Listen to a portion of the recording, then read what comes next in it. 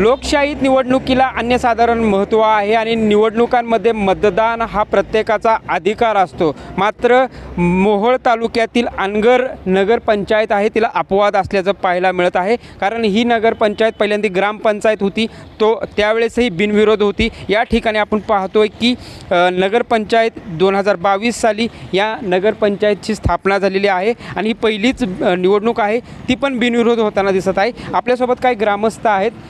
कशा पद्धतीने बघता मतदानाचा अधिकार असतानाही वापरता येत नाही, बिनविरोध होण्याची ही परंपरा आहे? ही आमच्या अनगर परिसराची परंपराच आहे साहेब. स्वातंत्र्यापासूनची परंपरा आहे, ती आम्हाला खंडित होऊ देत नव्हती. मतदानाचा अधिकार असला काय नाही, आम्ही इतर वेळेस तो मतदानाचा अधिकार वापरतोच ना, जे विधानसभेला वापरतो, लोकसभेला वापरतो. हे आम्हाला परंपरा खंडित बाधित ठेवायची होती.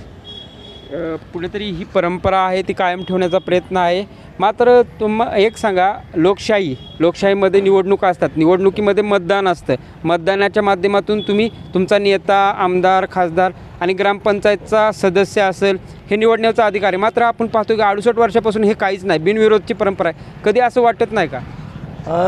निवडणुका म्हटलं की राजकारण येतं. त्याच्यामध्ये साधा ग्रामपंचायत सदस्य व्हायचं म्हटलं तर घराघरातून दोघंजण उभारतात.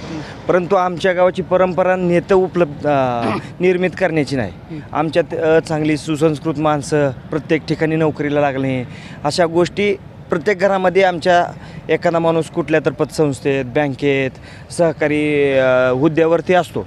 त्यामुळे हे निवडणूक म्हणजे काय सोपी गोष्ट नाही आहे. तुम्हाला माहीत आहे, साधा नगरसेवक व्हायचं म्हटलं तर 5-5, 10-10 आणि कोटी-कोटीवर पण जातं.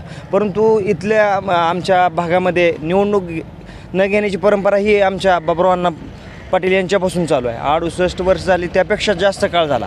निवडणूक होत नाही. निवडणूक न होणे हे महाराष्ट्राला वाटायला लागलं आहे की दहशत आहे.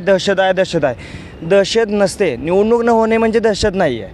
तुम्ही अनगरमध्ये या, बघा दहशत आहे का काय आहे. निवडणूक नाही झाली म्हणजे बाहेर राज्यामध्ये किंवा बाहेरच्या जिल्ह्यात वाटत असेल.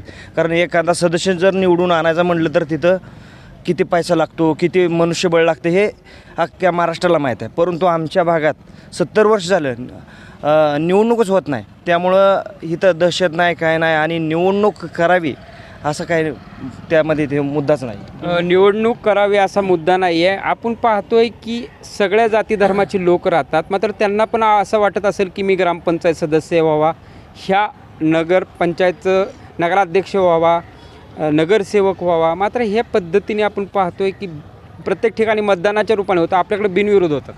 कसं आहे माहिती का, संविधानामध्ये प्रत्येक जाती धर्माला न्याय दिलेला आहे आणि त्याचे म्हणजेच एक आता आपण आरक्षण पद्धत निघालेली आहे. मग त्या पद्धतीनुसार आता जरी आमची नगरपंचायत ही बिनविरोध झालेली असेल तरीसुद्धा आम्हाला ह्याच्यामध्ये आरक्षण पडलेले आहेत. मग ज्या त्या कुठल्या ह्याच्यामध्ये कुठलं SCचं असेल, कुठं अनुसूचित जमाती, कुठल्या काय ह्या सगळ्या BC OBC ह्या सगळ्या जमातीचं आरक्षण आमच्या इथं पडलेलं आहे. त्या आरक्षणानुसारच ही बिनविरोध झालेली आहे. बिनविरोध कशी झालेली आहे तर प्रत्येक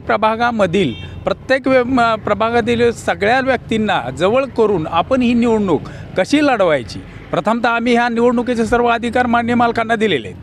आणि मालक जे सुचवतील, समजा ह्या 1-2 नंबर प्रभाग आहे, या प्रभागामध्ये ओपन आहे महिला, तर ओपन महिला असेल तर त्याच्यातलं कुणाला घ्यायचं तर त्या प्रभागातल्या लोकांची, वरिष्ठांची चर्चा केलेली आहे. आपण निवडणूक लावायचीच का? आता एक लक्षात घ्या, संविधानामध्ये आपण असं म्हणतो की निवडणुका ह्या शांततेत व्हाव्या आणि तुम्ही म्हणताय की निवडणूक लावत नाहीत आणि तुमच्यात मतदान घेतलं जात नाही. उलट आम्ही संविधान समोर ठेवून मतदान काय घेत नाही तर मतदानाचं कसं आहे की मतदान घेतलं म्हणजे निवडणुका लागतात आणि निवडणूक आणि बिनविरोध होतात म्हणजे निवडणूक होत नाहीत असं नाही आहे. की त्याच्यामध्ये कसं आहे की आम्ही बिनविरोध करतो त्यावेळेस सहविचाराने करतो की आम्हाला आपली निवडणूक लढवायची का नाही, तर नको आम्हाला तुम्ही सांगाल ते किंवा आपण ह्या व्यक्तीला आपण ह्या प्रभागातनं करू. तुमचं काय म्हणणं आहे की आमच्यात अनुसूचित जमातीचा वगैरे जरी आरक्षण निघालं असेल तरीसुद्धा आम्ही आमच्यातून तो नगराध्यक्षसुद्धा झाला असता आणि तोही बिनविरोध झाला असता. हे आपण पाहतोय की कुठेतरी बिनविरोध होण्याची जी प्रक्रिया असते ती मोठी असते आणि त्यात समविचारी म्हणजे आपण पाहतोय की हजारो नागरिकांचं प्रतिनिधित्व करण्यासाठी ही निवडणूक असते. मात्र बिनविरोध होती, सगळ्या जाती धर्मांना न्याय मिळतं. आमच्या इथं अनगरमध्ये सगळ्या जाती धर्मांना समान न्याय मिळतो. इथं कोणतंही जातीपातीचं राजकारण चालत नाही. इथं राजनजी मालक सगळ्यांना समान न्याय देतात. तो कुठल्या मोठा असू द्या, लहानातला लहान असू द्या, सगळ्यांना समान न्याय मिळतो. त्याच्यामुळे इथं जातीपातीचं राजकारण चालत नाही.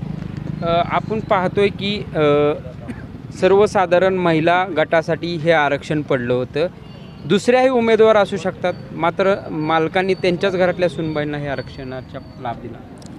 हे आमच्या भागातीलच लोकांचीच ही इच्छा होती की तुमच्याच घरातील महिलेनं हे पद पहिल्यांदा बसवावं, कारण तुमच्यामुळंच ह्या आमच्या प्रभागाला असेल किंवा आमच्या भागाला असेल तर ही चांगली सवय किंवा हे काय चांगलं म्हणजे इथं सुरक्षितता जी आहे ते त्यांच्यामुळंच इथं ही नांदती. आपण पाहतोय की कुठेतरी लोकांवरचं प्रेम आहे, पण प्रेम जरी असेल तर विरोध तर असतोच ना. मग विरोध करणारा गट नाही काय? आमच्या आजपर्यंतच्या इतिहासामध्ये म्हणजे विरोध करणारा आमच्या भागात तरी कुठला गट नाही, आजपर्यंत अस्तित्वातच आला नाही. कारण मालकांचं जनतेवर असणारं प्रेम आणि जनतेचं मालकांवर असणारं प्रेम यामुळं विरोधक हा प्रश्नच निर्माण होत नाही आमच्या भागामध्ये. तर एवढ्या बाहेर आमच्या तालुक्याच्या ठिकाणी असे ते विरोधक असतील त्याचा काही विषय येत नाही, पण आमच्या या ठिकाणी 12 वाड्या 10-15 गावं जेवढी असतील त्या ठिकाणी आमच्या विरोधाचा संबंधच येत नाही. हा शब्दच आमच्या डिक्शनरीतच बसत नाही अजिबातच. कारण एवढं मालकांचं प्रेम आहे आमच्यावर आणि मालकांचंही सगळ्यांवर आहे, सगळ्या जनतेचं मालकांवर आहे. त्यामुळं विरोधाचा काही प्रश्न येत नाही. विरोधाचा काही प्रश्न येत नाही. होय दादा, पण आपण पाहतोय की निवडणुका लागतात, एका पक्षाचं एका पॅनलचं काम जर चांगलं वाटलं नाही तर तो माणसाला बदल असतो. मात्र 68 वर्षात असं काय विकास झाला आहे की तुम्ही बदललाच नाहीत मान? तुम्हाला विकास दिसतो नाही ते अनगर परिसरात आमच्या सहकारी आपला साखर कारखाना आहे, इथे शैक्षणिक संस्था आहे, त्यांच्या माध्यमातून पाटील परिवाराने सर्वांनाच नोकरी लावण्याचं काम केलेलं आहे. उद्योगधंद्यात मदत केलेली आहे पतसंस्थांच्या माध्यमातून. प्रत्येक आमच्या भागातील हा बऱ्यापैकी सधन कुटुंब आहेत, सधन शेतकरी आहेत. त्यामुळं असं काही नाही की निवडणूकच व्हावी. अहो, महाराष्ट्र शासनाचा पुरस्कार होता बिनविरोध ग्रामपंचायत बिनविरोध होण्यासाठी, तो माहीत असेल आपल्याला. मागं आमच्या पुरस्कार आम्ही हे सोडा आता नगरपंचायत झालेले, ह्याच्या अगोदर आमच्या जिल्हा परिषद पंचायत समितीसुद्धा आम्ही बिनविरोध केले. जेव्हा आमची ग्रामपंचायत तेव्हा जिल्हा परिषद असायची ना, ते सुद्धा बिनविरोध झाले. जिल्हा परिषद पंचायत समिती बिनविरोध झालेले आहेत. आता असं काय नाही आहे की राजकारण उगाच विनाकारण असं आवईवाई उठवली जाते की तुम्ही कुणाला उमेदवार उभा करू देत नाही. तुम्ही एवढे लोक आहेत कुणाला बी विचारा, असं काय नाही की बाबा तुम्ही उभा, हे सर्वसंमतीनंच चालू असतं ना. आपण पाहतोय की ज्या सर्वसामान्य अनगरकर आहेत त्यांच्या भावना आहेत. 12 वाड्या म्हणजे 10 ते 12 गावं मिळून ही नगरपंचायत स्थापित केली होती आणि गेल्या 68 वर्षापासून राजन पाटील यांचं एका हाती वर्चस्व आहे. कारण आपण पाहतोय की त्यांनी जे उद्योगधंदे असतील ह्याच्या उभा केलेला आहे किंवा विकासाचं एक नवीन मॉडेल त्यांनी उभा केलेला आहे. त्यामुळे ही जी परंपरा आहे त्यांनी आजही कायम राखल्याचं आपल्याला पाहायला मिळतं आहे. प्रीतम पंडित, न्यूज 18 लोकमत, मोहोळ, सोलापूर.